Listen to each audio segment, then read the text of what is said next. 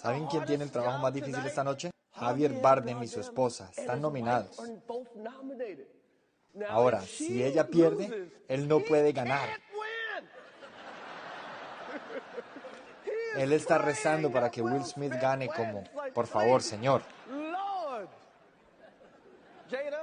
Jada, te amo. G. Jane también. No puedo esperar para verlo todo.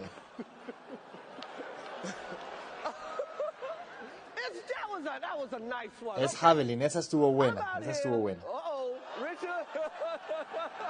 Oh, Richard. Oh, por Dios. Will Smith me acaba de sacar la mierda de la boca.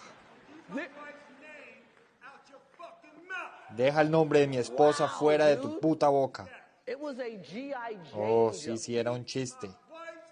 Deja el nombre de mi esposa fuera de tu puta boca. Bueno, lo haré. Eso fue la mejor noche en la historia de la televisión. To love people and to protect people.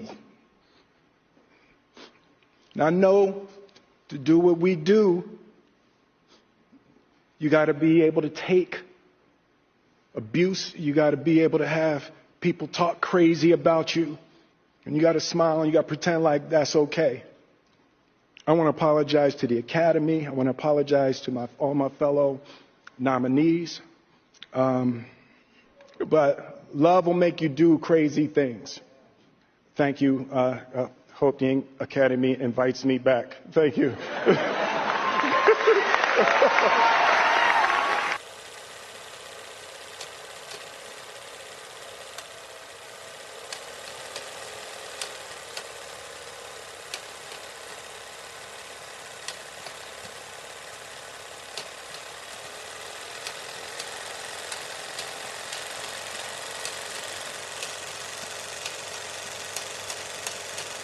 El presidente de Rusia, Vladimir Putin, ha reconocido hace algunos minutos formalmente la independencia de las dos regiones separatistas del este de Ucrania, Donetsk y Lugansk. El mandatario firmó acuerdos de amistad y ayuda mutua con separatistas prorrusos y dijo que confía en el apoyo de la ciudadanía rusa. El Kremlin confirmó la medida después de que Putin convocara a su Consejo de Seguridad Nacional para estudiar las peticiones de las autoproclamadas repúblicas populares de Donetsk y Lugansk. Ucrania ha pedido ayuda a las Naciones Unidas. Los líderes occidentales han condenado la decisión del presidente ruso. El canciller alemán Olaf Scholz ha comunicado a Putin que su decisión va en contra de los acuerdos de paz de Minsk del 2015.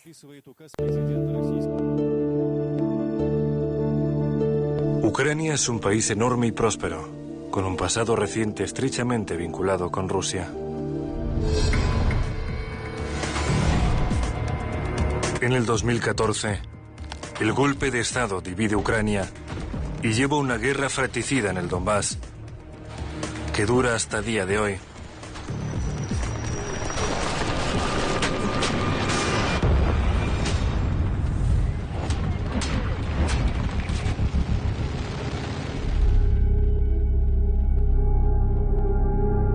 Cerca de Lugansk, al lado de un gran campo, hay una enorme tumba.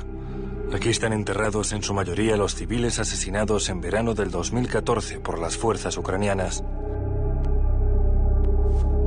Solo aquí, en este mismo lugar, están enterrados entre 300 y 500 civiles asesinados por la dirección político-militar de Ucrania. Podemos definirlo con una sola palabra: genocidio. Ana Soroka dirige una comisión especial que recoge pruebas de los crímenes de guerra cometidos por la administración de Ucrania contra el pueblo de la República Popular de Lugansk. Nunca lo olvidaremos y nunca lo perdonaremos. En Donbass hay muchas tumbas como esta. Llevo solo 5 minutos aquí y ya veo que los primeros 5 cuerpos que encontraron habían sido decapitados. Todos eran civiles. ¿Quién puede hacer algo así a la gente? ¿Cómo pueden afirmar después que no eran crímenes de guerra?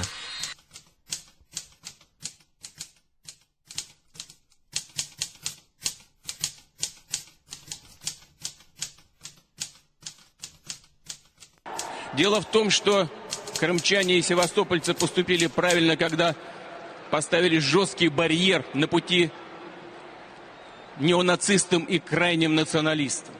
Потому что то, что происходило на других территориях и происходит до сих пор, лучшее тому подтверждение.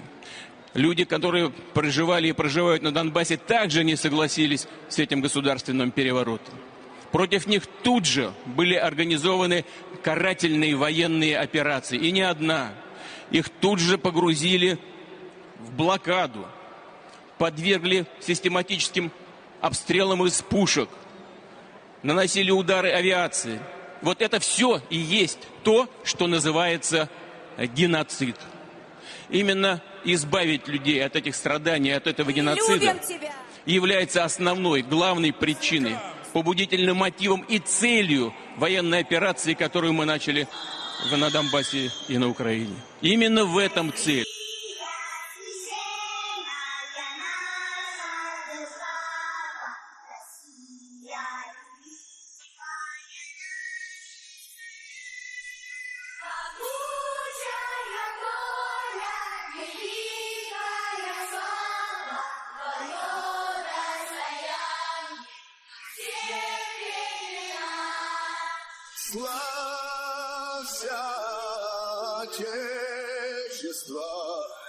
Появление российских войск под Киевом и у других городов Украины связано не с намерением оккупировать эту страну.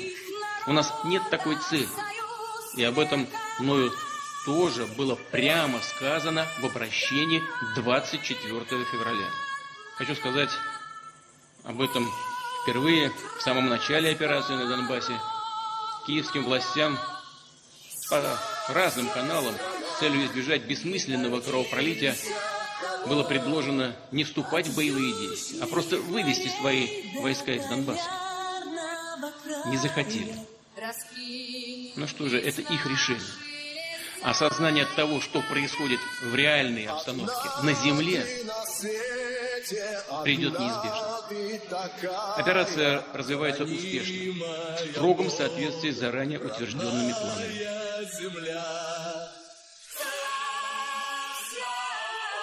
I only have a minute left. Let me ask you, does Ukraine have chemical or biological weapons? Ukraine has biological research facilities, which, in fact, we are now quite concerned Russian troops, Russian forces may be seeking to gain control of. So we are working with the Ukrainians on how they can prevent any of those research materials from falling into the hands of Russian forces should they approach. I'm sure you're aware that the Russian propaganda groups are already putting out there all kinds of information about how they've uncovered a plot by the Ukrainians to release biological weapons in the country and with NATO's coordination. If there's a biological or chemical weapon incident or attack inside of Ukraine, is there any doubt in your mind that 100% it would be the Russians that would be behind it? There is no doubt in my mind, Senator, and it is classic Russian technique to blame on the other guy what they're planning to do themselves.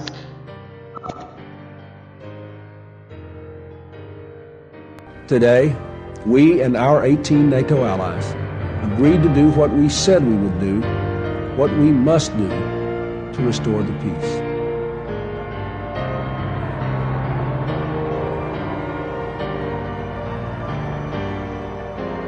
I was suggesting we bomb Belgrade.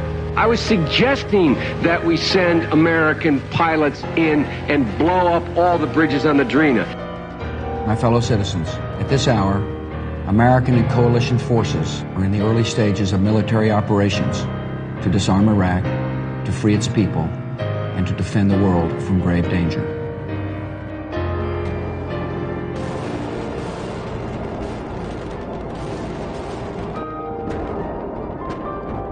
Good afternoon, everybody. Today, I authorize the Armed Forces of the United States to begin a limited military action in Libya in support of an international effort to protect Libyan civilians. That action has now begun.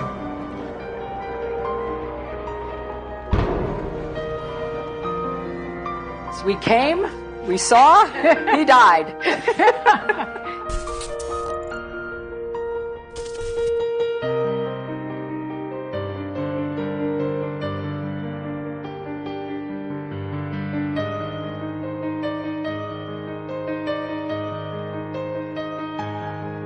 So in this hour, let the words of Pope John Paul burn as brightly today.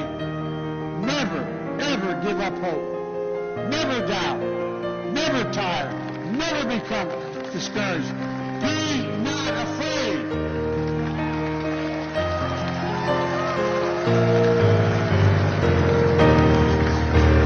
A dictator building an empire will never erase the people's love for liberty. Brutality will never grind down the will to be free. Ukraine will never be a victory for Russia. For free people refuse to live in a world of hopelessness and darkness. We will have a different future, a brighter future, rooted in democracy and principle, hope and light, decency and dignity, and freedom and possibilities. For God's sake, this man cannot remain in power. God bless you all, and may God defend our freedom, and may God protect our troops. Thank you for your patience. Thank you. Mr. President, dear Joe, your presence here in Brussels this week at the NATO summit, at the G7 and at our European Council sends a very powerful message to the world. The transatlantic partnership stands stronger and more united than ever. And we are determined to stand up against Russia's brutal war. This war will be a strategic failure for Putin. Our cooperation on the 4 successive waves of sanctions against Russia has been extraordinary and exceptional. The sanctions are now working their way deep into the Russian system, draining Putin's resources to finance this atrocious war. Our work on sanctions also shows that when we act together, we're stronger and we really can make a difference. And we are continuing to reinforce our cooperation in many strategic ways. On humanitarian and security assistance to Ukraine, on energy, on fighting the threats against our democracies, on solving outstanding issues in the EU-US cooperation, including in data protection and privacy.